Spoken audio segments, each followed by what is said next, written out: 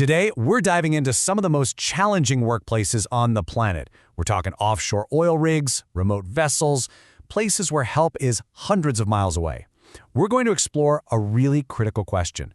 What happens when a medical emergency hits out there? This is all about the high-stakes world of offshore readiness. So let's just start with that question. Put yourself out there, 100 miles from shore. What happens when something goes wrong? There's no ambulance to call, no emergency room just around the corner. The outcome of any crisis, big or small, depends completely on the plans that were made months or even years before. The stakes just could not be higher. You know, in these kinds of environments, you can't just cross your fingers and hope for the best. Preparedness, from having the right medical gear to having rock-solid evacuation plans, is literally the only thing that matters. There is zero margin for error. Okay, so to really understand the solution, we first have to get a handle on the unique nature of the risks involved. And we're not just talking about the obvious stuff like slips and falls. The dangers out here are complex, they're constant, and a lot of them are completely invisible. This breakdown from the UK's Health and Safety Executive, the HSE, is super interesting. It sorts the risks into 5 main groups. You've got the ones you'd expect, right? Musculoskeletal issues from all that physical work, exposure to hazardous chemicals, and physical hazards like constant noise and extreme heat. But then you get to the unseen dangers, things like biological hazards, and the huge psychosocial strain of being isolated and under stress, miles away from your family for weeks or months at a time.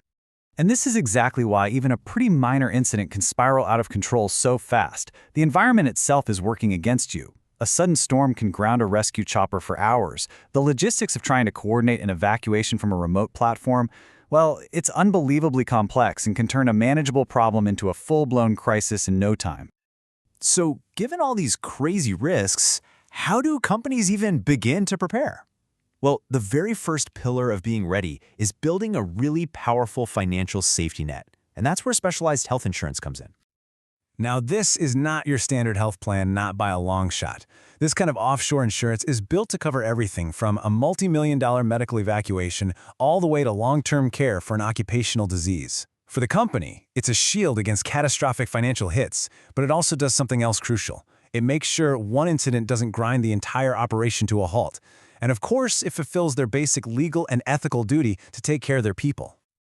But here's the catch.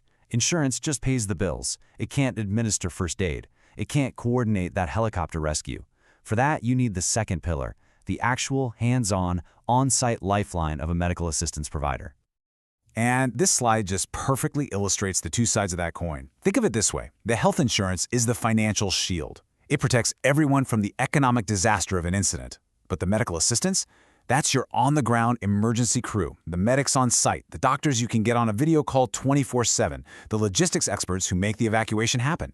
You absolutely 100% need both. So what does this practical readiness actually look like when you're on deck? Well, it means having trained medics and the right emergency equipment right there with you.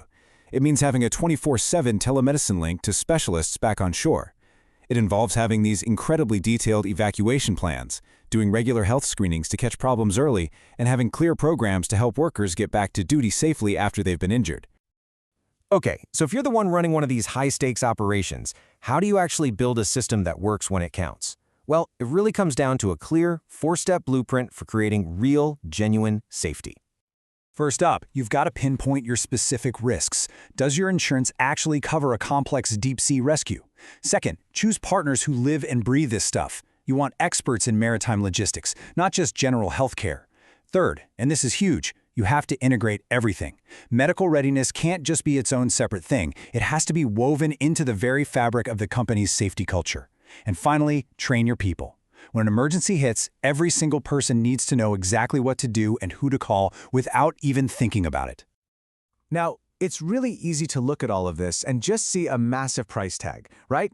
Just another cost of doing business. But the smartest companies, they see it completely differently.